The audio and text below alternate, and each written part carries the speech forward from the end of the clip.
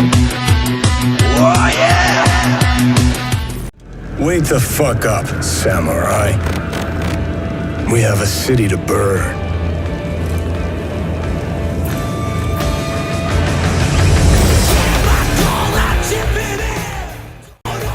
Wrapping up our regular Iron Kingdoms game this weekend with my regular gaming group, which is a little sooner than I had planned, so I'm kind of frenziedly painting miniatures this week when I should be working, because I wanted to give everyone a miniature of their character as a gift. Yeah, and there's barely enough time to get that done, and my painting skills are incredibly rusty. But besides any interim games I play between now and the end of the year with them, I need to start prepping already for what they really want me to run next year, which is a Cyberpunk 2020 game, because it will be 2020, and there's just a certain je ne sais quoi to playing Cyberpunk 2020 in 2020. But me being me, and with Cyberpunk 2077 coming out, I want to do something a bit different with it. So I'm going to set it in a kind of alternate version of now, where the broad geopolitics and so on are the same, but in which there's more of a cyberpunk aesthetic. Events will be dialed up to 11, and I want to bring back some of the original inspiration from the 1980s that made Cyberpunk so good, and I want to use Cyberpunk 2020 to do it. Someone really needs to retroclone 2020. I don't know if that's possible, but it would be good if someone did. Maybe I'll have to do it. I don't know. It just always feels a bit naughty to retroclone things, other than D&D for some reason. Anyway, so I've been looking into various aspects of this, and computers are going to be monstrously powerful in about 50 years. We're almost talking about home exaflop machines. An exaflop is about what we reckon you'd need for human intelligence, and we already have supercomputers doing, I believe, 10 exaflops. So AI, at least in terms of processing power, is nearly here, and commercial AI may eventually be possible, but not in the time frame of the game, except on the cloud, perhaps. Distributed computing, shared computing. There could be human scale intelligence and slightly above AI that you could rent access to, pay access to, but it would be fairly limited. That could be interesting, and big corporations could genuinely afford AI as their avatars to run all the boring and technical parts of the business. So yeah, the thing is, technology has wound on since Cyberpunk was first invented. The internet and virtual reality haven't worked out as many of us thought it might.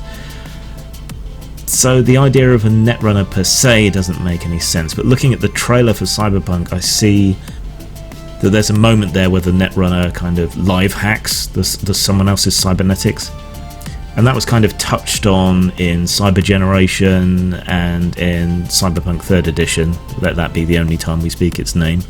But that might be something to make netrunners and hackers more useful, and to help prevent the kinds of problems we see where netrunners are doing something and everyone else has to kind of wait while they sort it out.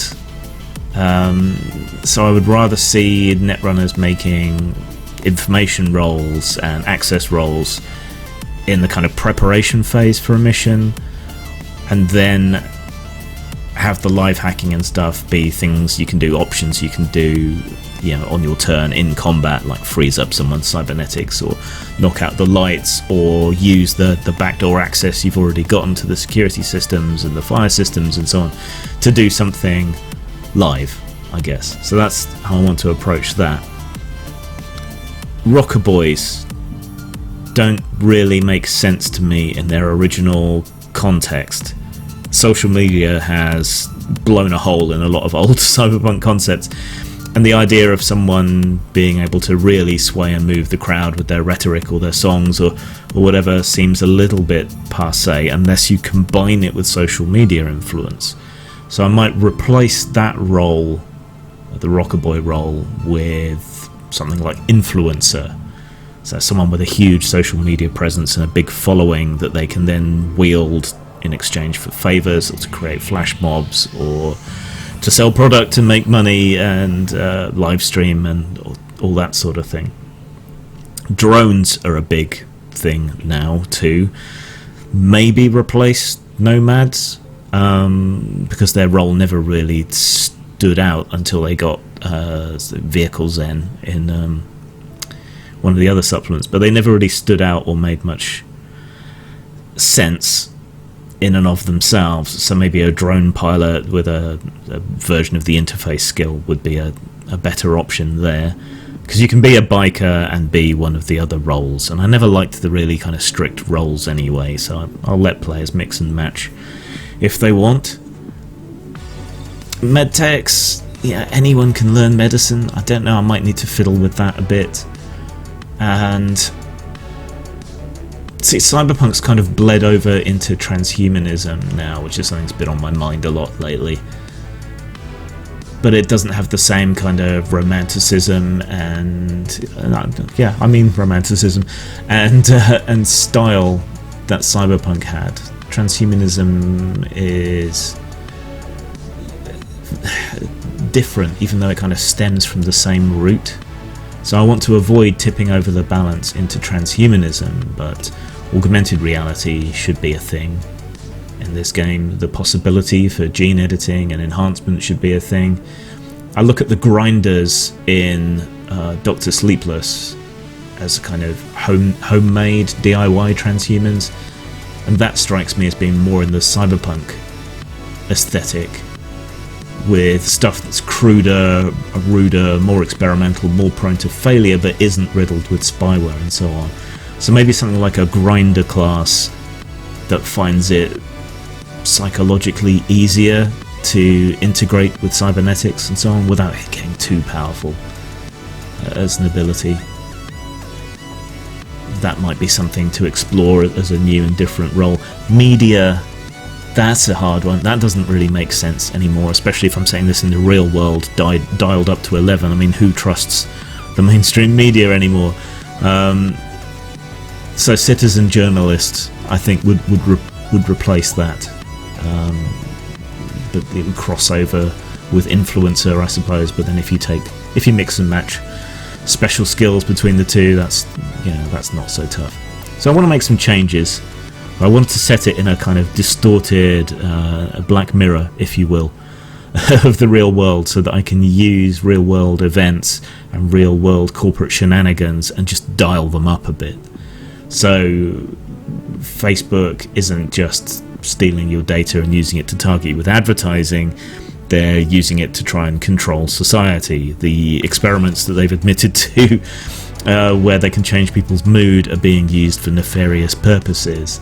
Have Elon Musk be, go full Captain Nemo and libertarian seasteaders, and just dial it up, way up.